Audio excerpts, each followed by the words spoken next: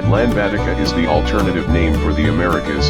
It is derived from the Atlantic Ocean or the Atlantic, the Nahuatl word, ATL, meaning water, Atlantica, Atlantis, Abiyala, Ticuna, and the Americas or America. It represents the environment, land, water, life, geography, history, colonial legacy. It would be used for regions such as, for example, North America, referring to the north of the Americas, to be replaced with North Atlanbatica, referring to the north of the Americas. Atlanbatica means the land of water, vitality, and life, the land of vitality and life and the continent between two waters. It has a nickname, the New Atlantis. It can be translated and have language variants across many languages. It is important to recognize the name for representing both Indigenous, Abiyala, Ticuna, and the Nahuatl word ATL, meaning water and European roots, America, Atlantica, Atlantis, Atlantic, or the Atlantic Ocean. Atlanbatica is similar to America and Atlantica. It is important to recognize the indigenous peoples of the Americas despite many things that have happened in the past that caused major problems to Native Americans and the indigenous peoples of the Americas. It is important to have a unique continental identity for the Americas such as Atlanbatica. Atlanbatica is not meant to replace national identities for countries, but rather to be a continental identity and a continental name. I propose the triple or quadruple identity system for the Americas. The demonym is Atlanbatican, singular, Atlanbaticans, plural. Triple identity system. For example, national, regional, continental. American, referring to the U.S. citizen from the United States of America, national demonym. North Atlanbatican, regional demonym. Atlanbatican, continental demonym. Quadruple identity system. Another example. National, territorial, regional, continental. American, referring to the U.S. citizen from the United States of America, national demonym. Texan, territorial demonym. North Atlanbatican, regional demonym. Atlanbatican, continental demonym. It is important to know about atrocities involving towards Native Americans and the indigenous peoples of the Americas such as the Indian Removal Act, colonialism, Christopher Columbus, and diseases. If you support them, then you support and understand the rights of the indigenous peoples of the Americas. America would only be referred to the United States of America only, national name for the United States of America only, not for the Americas or America, as a continent, if the official name for the Americas would be the Atlanbaticas or Atlanbatica. Atlanbatica and the demonym of Atlanbatica can be translated across many languages and have language variants. It can be used for branding, the media, regions, companies, organizations, institutions, summits, geography, history, in fiction, in literature, in television, movies, video games, music and lyrics, on the internet, movements, protests, for ethnic groups and used worldwide across the world. Atlanbatica and the demonym of Atlanbatica should be created in the 1700s as the alternative name for the Americas and the alternative demonym for the Americas, as Atlanbatica sounds ancient and modern and its roots are both indigenous and European. There are alternative names, examples, Fredonia and Columbia, for the United States and none of them work as a popular national name for the United States of America.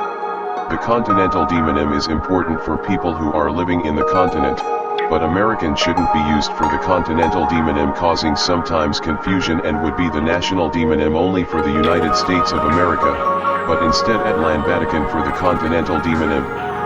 I know there are disagreements, but the people need to have a unique continental identity representing the land, water, geography, environment, the indigenous peoples of the Americas and the non-indigenous peoples of the Americas including Africans, Europeans, Asians, and other racial and ethnic groups that are not native to the Americas. The people who are living in the continent between two oceans need to have a unique continental identity. Some might say Atlanbatica is just a name, but it's more than that. It's a symbol of unity for those of us across the continent who share a vision for a future based on justice, environmental sustainability, and respect for indigenous cultures. From Pan-American movements to environmental groups, indigenous activists, and anti-colonial fighters, we all have something to gain from embracing a name that recognizes both the land and the people who have called it home for millennia. Atlanbatica could be the rallying cry for a unified continent, a place where cultural heritage, environmental responsibility, and social justice are front and center. The name sounds a bit Latin. The name America sounds colonial to the indigenous peoples of the Americas. Now, as with any major shift in thinking or identity, there will be those who oppose Atlanbatica. Change is never easy, especially when it challenges long-standing traditions or names. Some people may feel attached to the existing names like America and see no reason to change. Others may fear that renaming the continent could complicate national identities, or that it's unnecessary. Fun fact, November is Native American Heritage Month in the United States, a time to reflect on the rich cultures, history, and contributions of indigenous peoples across the continent. But it's also a time to acknowledge the struggles indigenous communities have faced, from colonization to forced removals to the devastating impacts of disease. And this is why the proposal for Atlanbatica becomes even more important. As we celebrate the heritage and resilience of Native peoples, we are reminded that their histories are far older than the names we currently use to describe the Americas. A name like Atlanbatica honors the indigenous roots of this continent and opens up a conversation about how we can move forward together, acknowledging the past while working towards a future where justice, sovereignty, and respect are central to their identity. So, as we reflect on Native American Heritage Month, let's think about how we can expand our understanding of this continent's history and identity, and why a name like Atlanbatica could be a step in the right direction. But while opposition is expected, Atlanbatica is not a fringe idea. It's rooted in historical truths and modern movements. It's a proposal that would be backed by Pan-American movements that already advocate for continental unity, environmental movements pushing for action against climate change, indigenous movements calling for recognition and respect, and anti-colonial efforts that challenge the lingering legacies of European domination. These movements represent millions of people, all of whom believe in a future where we can be united, not by borders or colonial legacies, but by our shared commitment to justice, cultural respect, and environmental stewardship. As these movements grow and their voices strengthen, the challenge to oppose Atlanbatica becomes harder to sustain. The truth is, a name like Atlanbatica isn't just a name, it's a vision, a reflection of the continent's complex history, its rich cultures, and its shared future. And when movements like these come together in support of it, they will challenge the status quo, making it difficult for the opposition to ignore the strength of the collective voice behind it. Do you think Atlanbatica should be the official name for the continent known as the continent between two waters? Let me know in the comments. Do you understand?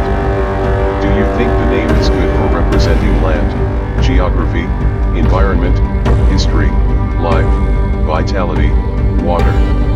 Some of you people would agree, some of you people would be neutral, and some of you people would disagree. If you enjoy watching this video, please like this video, comment below, if you have something to discuss about the video, and consider subscribing to my channel.